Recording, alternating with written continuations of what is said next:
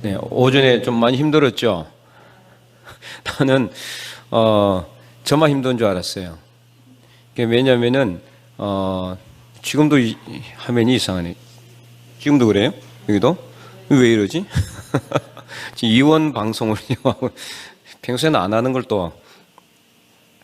어쨌든 이제 오전에 제가 볼 때는 이제 제가 보는 화면이 있어요. 저 화면 보이잖아요. 저 화면만 이제 이상한 것 같았어요. 왜냐면 저 화면이 막 이상할 때 내가 쳐다봤다며 저기서 여기는 이상이 없어. 그래서 나는 여기는 아무 문제 없는 줄 알았어요. 나 혼자만.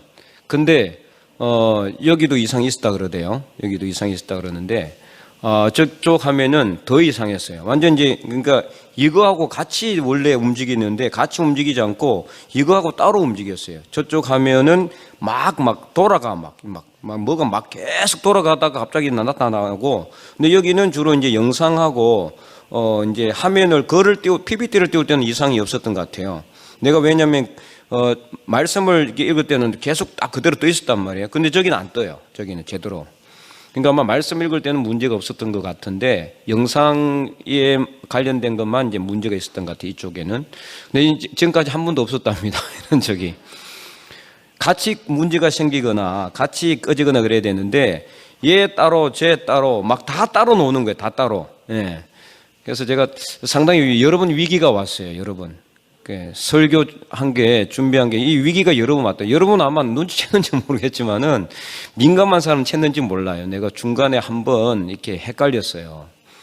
한 걸 잊어버리고 또 다시 한 것도 있고 그런데 아마 아무도 기억을 못한 것 같아요.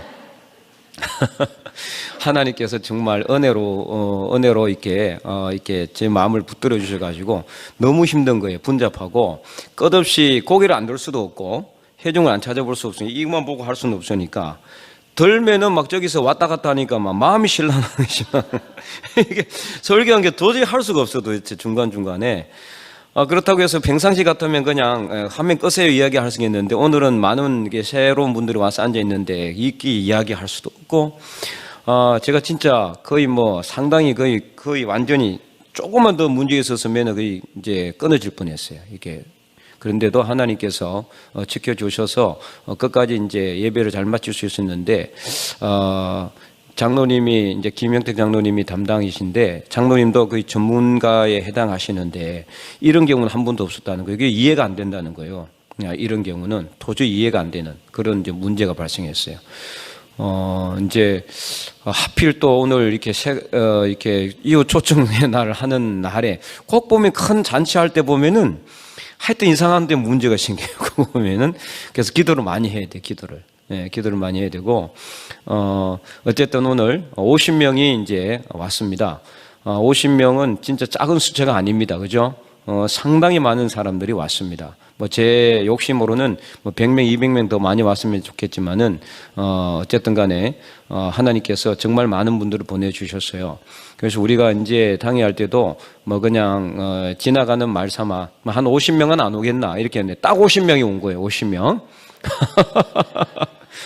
그래서 내가 이렇게 아마니 생각해 보니까 열왕기하 13장에 보면은, 이제 예후의 그 손자인 이제 여호와스가 이제 북이스라엘 왕이 되었을 때 엘리사가 이제 죽게 되거든요. 병들어서. 죽게 되니까 이제 여호와스 왕이 북이스라엘에서 엘리사가 활동을 했잖아요. 그래서 왕이 이제 찾아왔어요. 이제 선지자가 죽으려고 하니까. 찾아오니까 엘리사가 뭐라 그랬냐면은 왕은 땅을 치소서 그랬어요. 쳐라. 땅을 몇 번 쳤어요? 3번 쳤어요. 3번. 그 3번 친 거는 뭐냐? 그러니까 엘리사가 막 화를 냈죠. 왜 화를 냈습니까? 왜 3번밖에 안 치냐? 한 6번, 7번 치지. 여러 번 친 만큼 하나님께서 아람 왕을 왕의 손에 붙였을 것이다. 이걸 이야기한 거거든요. 네, 그때 여호와스가 한 50번 정도 쳤으면은 평생토록 아람은 이스라엘을 침략을 못했을 거예요. 그래서 오늘도 이제 우리 교인들하고 이제 우리 근사님들하고 이야기하고 이렇게 하면서 이제 우리가 50명 정도는 안 오겠네. 이거 우리 잘못한 거다. 한 100명 정도는 안 오겠네. 이렇게 이야기했어야 되는데. 네. 그러면 앉을 자리도 없었겠지만은 어쨌든 간에 하여튼 하나님께서 이렇게 많은 분들을 보내주셨는데 여기서 끝난 게 아닙니다. 지금 총 155명은 짓게 됐지만은 더 이제 하신 분들이 뒤에 좀 있어요. 해가지고 162명이 이제 작정이 됐거든요. 나머지 분들 어디 갔어요? 초청해야죠 앞으로 또. 그래서 오늘 여러분들이 생각할 때 이제 끝이다. 이제 뭐 한숨 푹 자고 이제 두번 푹 꽂고 이제 끝났다. 이건 아닙니다. 이거 생각하면 안 되는 거예요. 신앙은 안주하면 안 됩니다. 안주하면은 문제가 생기는 거예요. 문제가. 그래서 오늘 오전에 그런 문제 생긴 것도 하나님께서 이렇게 많은 분들을 보내주시니까 내 생각에는 정말 이건 내가 딱 직감으로는 이 사탄마귀가 장난한 게 아닌가 생각이 들어요. 도저히 일어날 수 없는 일이거든요. 그것도 예배 한 10분 전에, 한 15분 전에 딱 문제가 발생했어요. 그러니까 이건 뭐 조치할 수도 없는 거예요. 조치할 수도 없어요. 그리고 평상시에는 일어나는 문제도 아니었어요.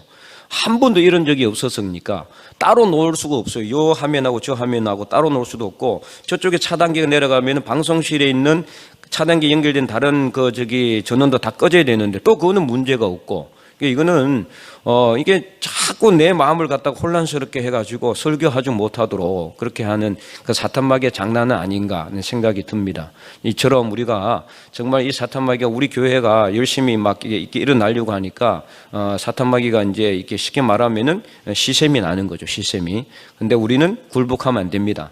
여기서 오늘 우리 찬양한 것처럼 평안을 가지고 그래서 우리 장로님과 아까 이제 찬양할 때 보니까 장로님이 여전히 좀 마음이 좀 힘든 것 같아요. 평안이라고 하는데 평안이 안 보여요. 좀 평안을 가지시기 바랍니다. 네. 그래서 오늘 오전 일 때문에 가장 책임 있는 자리에 있기 때문에 장로님 마음이 많이 힘들 것 같은데 예수님께서 평안을 주시기를 바라고. 네. 뭐 본인이 하고 싶어서 그렇게 했겠어요. 그죠? 일어나는 일을 어떻게 하겠어 도대체. 기계가 이렇게 문제 생기는 거 사람 힘으로 할 수가 없는 거거든요. 그런데 어쨌든 우리 마음에 요동이 없이 평안하게. 어쨌든 오신 분들이 크게 많은 요동을 동요를 하지 않고 그래도 평안하게 돌아가셨다는 이야기를 들었습니다. 자, 오늘 우리가 읽은 본문도 이 평안에 관련된 내용이에요. 27절에 예수님께서 평안을 너희에게 끼치노니 곧 나의 평안을 너희에게 준다 이렇게 말씀을 했습니다. 여기서 말하는 평안이 라는 건 헬라어로 에이레네입니다. 에이레네. 많이 들어봤죠? 에이레네. 이 에이레네라는 단어는 신약 성경에 평화, 평강, 평안 이렇게 해석된 모든 단어에 다 이 에이레네라는 단어가 사용된 거예요. 그러니까 어떤 경우는 평안이라고 번역된 경우도 있고 어떤 경우는 평강이라고 어떤 경우는 평화 이렇게 이제 번역됐는데 다 똑같은 원어는 에이레네 하나입니다. 하나. 그러니까 이제 이 원래 뜻은 뭐냐? 전쟁이 없이 평안한 상태를 의미하는 거예요. 전쟁이 없이. 자, 전쟁이라는 건 어떻습니까? 우리 마음이 불안하죠. 두렵잖아요. 떨리잖아요. 근심이 생기고 걱정이 생기는 이거의 반대라고 생각하면 되는 거죠. 전쟁이 없으면은 모든 것이 평안하고 우리 마음이 안정이 되는 상태. 그것을 에이레네라고 한다 이렇게 말씀하시는 거죠. 그래서 요한복음 20장 19절에도 보면은 예수님께서 부활하신 후에 제자들에게 뭐라고 말씀하셨습니까? 한번 읽어볼까요? 이날 곧 안식 후 첫날 저녁 때에 제자들이 유대인들을 두려워하여 모인 곳에 문들을 닫았더니 예수께서 오사 가운데 서서 이르시되 너희에게 평강이 있을지어다. 아멘. 지금 꺼지지도 않고 잘 돌아가 또 지금. 도대체 아까는 왜 문제가 생겼느냐? 이게 사탄 마귀의 공격인 거죠. 공격. 우리는 마음의 평안을 가져야 돼요. 예수님께서 이렇게 평강이 있을지어다 이렇게 말씀하고 있잖아요. 평강이 있을지어다. 이 평강이 바로 에이레네입니다. 에이레네. 그래서 지금 제자들의 상태가 어떠느냐? 불안한 거예요. 예수님은 죽었죠. 부활하셨다고 하지만은 이게 진짜 긴가 민가? 아직도 이게 확신이 없는 사람들이 너무 많은 거죠. 제자들도 대부분이 이게 예수님이 살아나셨다 하긴 하는데 만져는 봐긴 했는데 진짜 이거 살아난 거 맞나? 이게 여전히 마음이 불안한 거죠. 마음이 불안해요. 마음에 이게 전혀 이게 요동이 막 이게 평안이 없는 거예요. 그 제자들에게 예수님께서 나타나서 하신 말씀이 평강을 선포하셨다. 이 에이레네를 선포하셨다는 거죠. 에이레네. 그래서 이와 비슷한 단어가 이제 구약에서도 사용됐어요. 구약 뭡니까? 구약에서 샬롬. 샬롬이 바로 이 똑같은 뜻이에요. 구약에서는 샬롬이라고 그러는데 역시 이제 평화. 평안을 드립니다. 뭐 평안하십시오 할 때 샬롬 그렇게. 그래서 이스라엘 사람들은 만나면은 샬롬 이렇게 인사한단 말이에요. 우리는 안녕하세요 하지만은 그 사람들은 샬롬이라고 인사를 해요. 그래서 평안하십니까 이 뜻이에요. 그래서 이제 이 샬롬이라는 단어와 에이레는 단어는 조금 이제 다른 뜻은 가지고 있긴 하지만은 거의 비슷한 상황. 이 샬롬은 갈등이 없는 상태, 마음의 갈등이 없고 분열이 없고 불안함이 없는 그런 상태를 완전한 정의로운 상태, 그것을 샬롬이라고 합니다. 그래서 이 샬롬은 어디서 나왔어요? 원래 기드온과 관련된 내용이죠. 사사기 6장에 보면은 기드온이 이제 원래 겁쟁이였어요. 이게 두렵죠. 그때 미디안의 압제하에 있었는데, 미디안이 이제 이스라엘을 이렇게 딱 다스리고 있던 시대였는데, 미디안이 이제 기드온이 이 미디안에게 들키지 않으려고 이 밀타작을 하고 있었단 말이에요. 어디서요? 포도주 틀에서 타작을 하고 있었단 말이에요. 숨어서 하고 있었어요. 그때 하나님의 천사가 나타난 거죠. 기드온에게 나타나서 큰 용사요. 겁쟁이한테 나타나가지고 큰 용사라 그러니까 기드온이 자기도 기가 안 차요. 무슨 나한테 큰 용사를? 진짜 소심해요 기드온이. 그런데 큰 용사요 그렇게 하니까 기드온이 이해가 안 되는 거죠. 그래서 이렇게 저렇게 하다가 나중에 기드온이 이제 하나님 자기를 부르신다고 하니까 뭘 요구합니까? 이게 이제 두 번을 시험을 하게 하잖아요, 그죠? 손뭉치를 가지고 이게 처음에는 물 있게 하고 그 다음에 마르게 하고 이렇게 하면서 그렇게 여러 번 시험하고 확신을 갖고 나서야 기드온이 이제 북을 치고 일어나는 거죠. 그래서 자기 아버지 집에서 섬기던 그 제단에 그 우상을 다 이렇게 완전히 해파해 버리고 그걸 갖다가 패가지고 번제를 드리고 하나님께 예배를 드렸단 말이에요. 그래서 이제 여룹바알이라는 이름이 이제 그 바알 신상을 부수뜨려 가지고 이제 예배를 드리는데, 그때 기드온이 뭐라고 그랬느냐면은 바로 이곳이 하나님의 평강이 있구나. 그래서 뭐라고 그랬습니까? 여호와 샬롬 이렇게 이제 이름을 붙인 거예요. 여호와 샬롬. 하나님은 평강이시다. 평강. 내 마음이 불안하고 내 마음이 정말 두렵고 떨렸는데 하나님께서 이곳에 나타나셔서 나와 함께 하신다고 약속하셨고 이제 이스라엘 민족을 나를 통해서 구원하신다고 하시니 하나님은 평강이시다. 그래서 여호와 샬롬이라고 했습니다. 결론적으로 이제 샬롬은 구약에서 주로 사용돼요. 구약에서 평화, 평강, 평안이라는 단어는 다 샬롬이라는 이 히브리어 단어가 사용됐고, 신약에서 헬라어로 에이레네는 다 평안이나 평화나 평강으로 사용됐다라는 거죠. 바로 이 평안을 예수님은 제자들에게 주시고자 합니다. 이런 평안이 어떠한 이렇게 어려움이나 고난이 닥쳐와도 절대로 흔들리지 않은 믿음의 모습으로 이제 나타나게 되는 거죠. 이제 사도행전 12장에 보면은 베드로가 옥에 갇혔잖아요. 네, 그때 옥에 갇혔을 때도 그 베드로가 어떻게 했어요? 두려워서 잠을 못 잤습니까? 그때 주의 천사가 나타났는데 나타나기 전에 나타나서 베드로를 뭐 했어요? 자는 베드로를 깨웠잖아요. 자는 베드로. 옥에 갇혔어도 평안하게 잤어요. 네, 여러분 같으면 어떻겠습니까? 두려워서 잠 오겠어요? 감옥에 갇혀서 당장 내일이면은 목이 떨어질 그런 상황이에요. 그죠? 지금 그때 어떻게 했냐면 헤롯이 그 베드로가 옥에 갇혔는데 이 이제 스데반을 죽고 나서 사람들이 좋아하는 것을 보니까 베드로도 죽여야 되겠다. 얘도 죽여야 되겠다. 그래서 그 다음 날 베드로를 죽이려고 하고 있었어요. 여러분 잠이 오겠어요? 안 오겠어요? 내일 죽을 텐데 잠이 오겠어요? 거기서 잠을 잘 사람이 있다 그러면 진짜 한마디로 말하면 숫제 말로 이게 세상 말로 강 큰 사람이거나 아니면 진짜 믿음이 좋은 사람이죠. 믿음이 좋은 사람. 베드로는 잤어요.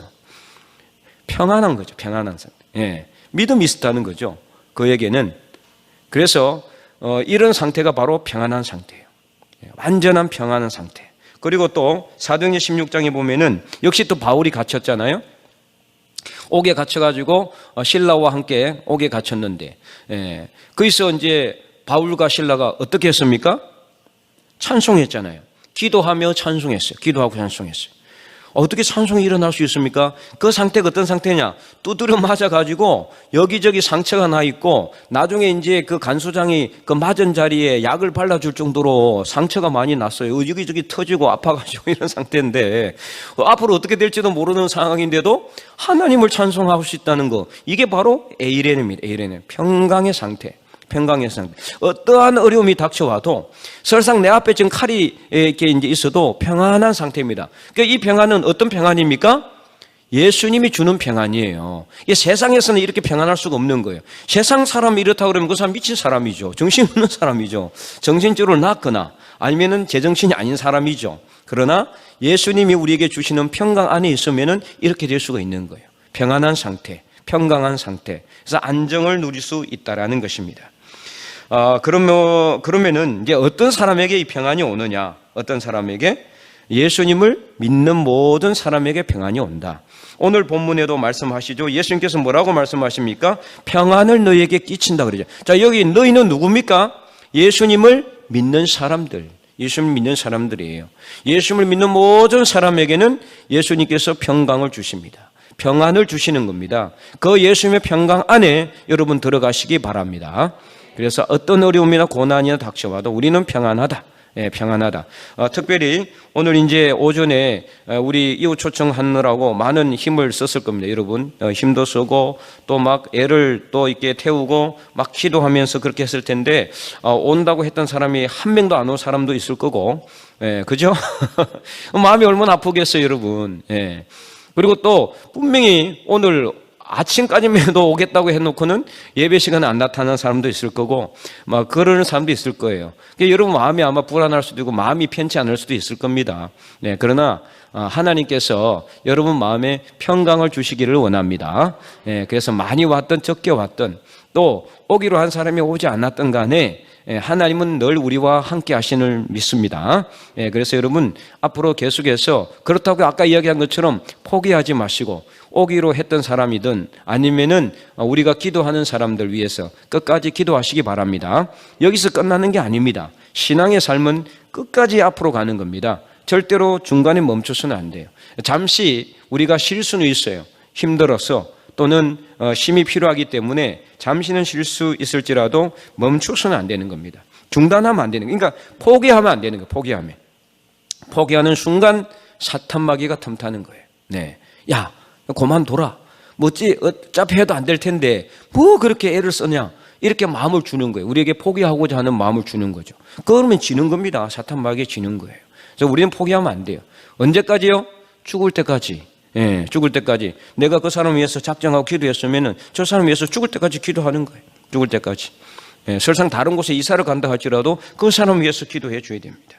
그래서 여기서 평안을 끼친다고 하는데 이 끼친다라는 말이 뭐냐? 완전히 다른 사람에게 넘겨준다라는 뜻이 있어요. 넘겨주는 거. 이 끼치는 건 넘겨주는. 그러니까 예수님이 가지고 있는 평안을 누구한테?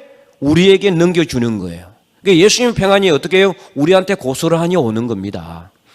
예수님이 가지고 있는 평안을 조금 떼서 나눠주는 게 아니라 예수님이 가지고 있는 모든 평강을 우리한테 그대로 넘겨준다 이 말이에요. 넘겨준다. 그래서 예수님의 평안을 우리가 비를 맞듯이 흠뻑 맞게 된다라는 것을 의미하는 거예요. 그러므로 예수님을 믿는 누구든지 평안한 상태, 평강을 누릴 수 있기를 원합니다.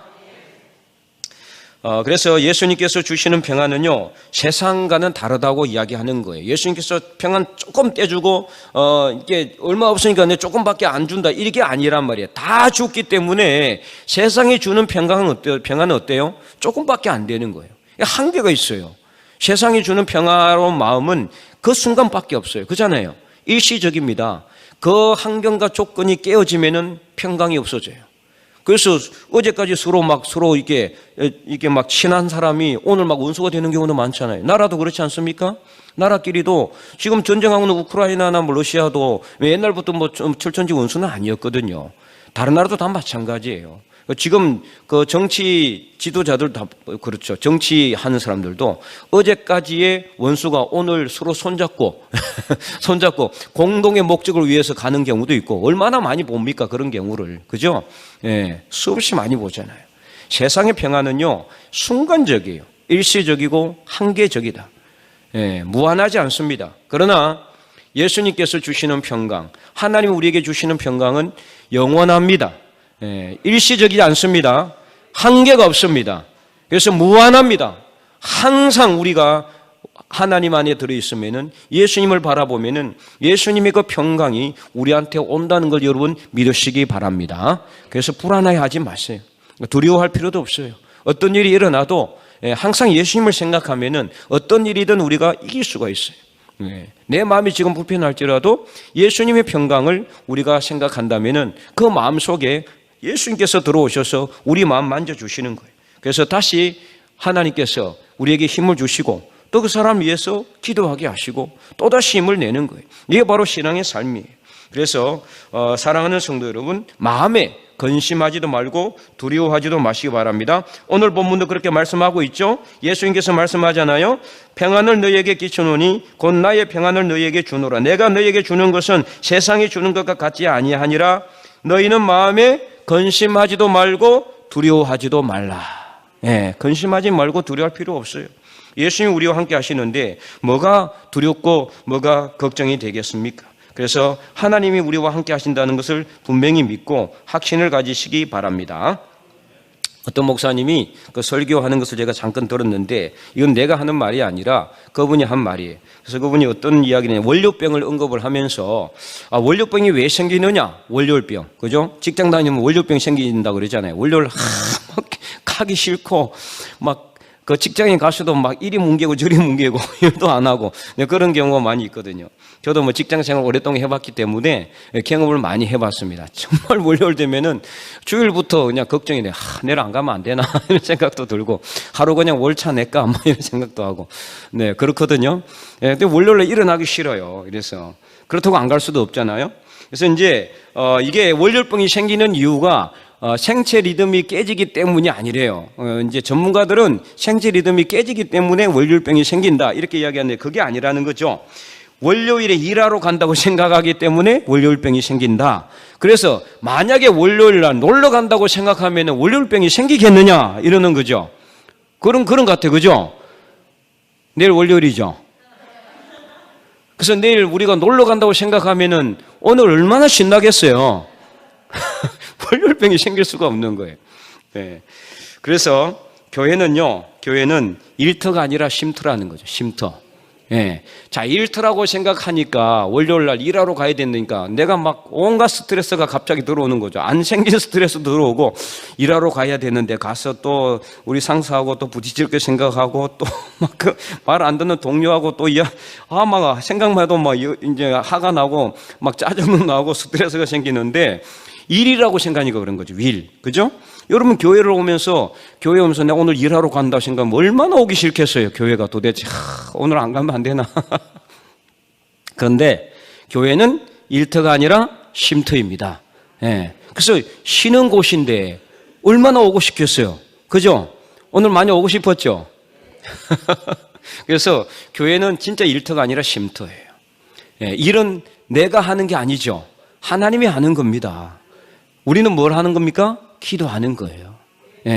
다만 우리는 입으로 초청만 할 뿐이지 물론 우리가 열심히 발로 뛰기도 하고 품도 안고 그래서 같이 밥도 한번 사주고 그렇게 하지만은 그 모든 일은 하나님이 하시는 겁니다. 우리는 다만 쉼을 갖기 위해서 교회로 오는 거죠. 그래서 여러분 교회에 와서 쉼을 가져야 돼요. 교회 와서도 막 인상집 뿌리고 막 이렇게 쓰면 안 되는 거예요. 오늘 오기로 한 사람 왜 안 왔을까? 막 그 사람 생각하면은 막 열불 나고 그냥 왜 안 온다고 하지 처음부터 그냥 온다고 해놓고는 갑자기 오늘 못 온다 그러고 그냥 딱 잘라서만 이제 다음에 한번 만나기만 해봐라 그냥 이런 생각하면 평안이 없는 거예요. 교회는 쉼터입니다. 평안하게 쉼을 가지시기 바랍니다. 하나님이 여러분에게 쉼을 주시는 거예요. 그래서 나의 평안을 너희에게 끼쳐놓으니 내 평안을 다 가져가라고 예수님께서 말씀하시잖아요. 그래서 오늘 오전부터 지금까지 스크린의 문제도 있었고 여러 가지 상도 문제가 있었지만 그러나 하나님께서 많은 사람을 보내주셨고 그분들 중에 한 사람이라도 만약에 예수님을 구주로 영접한 사람이 있다면은 그 한 사람이 나중에 또 한 사람을 전도할 것이고 그 한 사람이 나머지 다른 한 사람을 전도한다 그러면은 5단계만 거치면은 몇 명입니까? 수십 명이 되는 거예요. 한 사람이 또 그 사람이 전도한 사람 가만히 있겠어요? 또 다른 사람을 전도하지 않겠어요? 한 사람만 전도해도 이런 일이 일어나는 거예요. 그러니까 하나님의 역사는요 우리가 감당하기 어려울 정도로 예측하기 어려울 정도로 엄청난 그런 거예요. 그래서 하나님의 나라를 뭐에 비유했습니까? 바로 누룩에 비유했잖아요. 누룩이 어떻습니까? 작은 누룩 하나가 엄청나게 많은 그런 큰 역사를 이루는 것처럼, 그 다음에 겨자씨 한 알이 눈에 보이지 않는 그 한 알이 땅에 떨어져서 죽어서 열매를 맺으니까 나중에 어떠세요? 많은 새들이 그 밑에 깃들이고 수많은 사람들이 그 밑에 그림자의 밑에 들어가서 햇빛을 피하고 쉼을 얻게 되잖아요. 그래서 하나님의 나라와 역사는 이런 겁니다. 우리가 눈에 보이는 많은 것을 이루어야지 하나님의 나라가 이루어지는 게 아니라, 하나님 나라는 나의 작은 헌신, 나의 작은 기도, 이것에부터 시작한다. 내가 많은 일을 막 열심히 인간적으로 해야지만 되는 게 아니에요. 그래서 여러분, 쉼을 가지시기 바랍니다. 평안한 쉼을 하나님께서 주시는 것입니다. 진정한 쉼은요, 그래서 아무 일도 안 하는 게 아니라 참된 가치가 되는 일을 할 때 참된 쉼을 얻게 되는 것도 여러분 있어요. 그죠? 야, 여러분, 지금 이제 우리 장로님 몇 분이나 뭐 이렇게 교인들도 지금 퇴직하신 분들이 있는데, 집에 놀면은 평안해요? 하루도 못 견딜 거죠. 그죠? 좀이 쑤셔서. 그래서 백수가 가로수 한다는 말도 나오지만은, 왜냐하면 가만히 못 있는 거예요. 너무 심심하니까. 하루 이틀이지 그것도 한 달, 두 달 쉬어봐요. 그거는 쉼이 아니에요. 노역이고 그것도 정말 힘든 거예요. 그래서 진정한 쉼은 뭐냐? 아무 일도 안 하는 게 아니에요. 정말 이렇게 교회에 와서 말씀 듣고 기도하고, 그래서 내가 정말 내가 작정하고자 하는, 전도하고자 하는 사람, 그 사람 위해서 간절히 기도해 주는 거, 이게 바로 진정한 쉼이다. 진정한 쉼. 하나님 안에서 예배 드리는 거, 이게 진정한 쉼이다. 내가 정말 하나님의 영광을 위해서, 복음 전도 사역을 위해서 열심히 복음을 전하는 거, 이게 진정한 쉼이라는 거죠. 여러분 그렇잖아요. 오늘 여러분 오신 분들 중에 여러분들이 진짜 열심히 평소에 전도하고, 그래서 계속해서 또 그 사람들 위해서 마음을 쓰고 그래가지고 여러분 그 사람들이 왔을 때 여러분 피곤합니까? 피곤이 싹 사라지잖아요. 이게 진정한 쉼인 거예요. 진정한 쉼. 그래서 진정한 쉼은 뭐냐? 하나님 안에서 내가 일을 할 때 그때 쉼이 있는 거예요. 그래서 예수님께서 뭐라고 했습니까? 요한복음 11장에서 수고하고 무거운 짐진 자들아 다 내게로 오라. 내가 너희를 쉬게 하리라. 나에게 와서 내게 배우라 그랬잖아요. 왜냐하면은 내 짐은 가볍다 그랬어요. 왜냐하면은 우리가 예수님 안에서 들어가서 예수님을 믿고 예수님을 바라보며 일을 하니까 내 육신은 피곤할지 몰라도 내 영혼은 막 날아갈 듯이 기쁜 거예요. 너무 기쁜 거예요. 춤출 듯이 기쁘게 되는 겁니다. 이게 진정한 쉼이에요. 그래서 오늘 하나님께서 우리에게 많은 것을 이루어주지 않는다 할지라도 우리는 그것 때문에 낭망할 필요도 없어요. 그러나 진짜 오늘 하나님은 우리에게 너무 많은 것을 이루어 주셨어요. 이것에 감사하게 생각하시고 이 놀라운 역사를 앞으로도 계속해서 이어가고, 그래서 하나님 안에서 평안한 쉼을 얻고 예수 그리스도 안에서 진정한 평안을 누리는 저와 여러분의 삶이 될 수 있기를 주님의 이름으로 간절히 축원드립니다.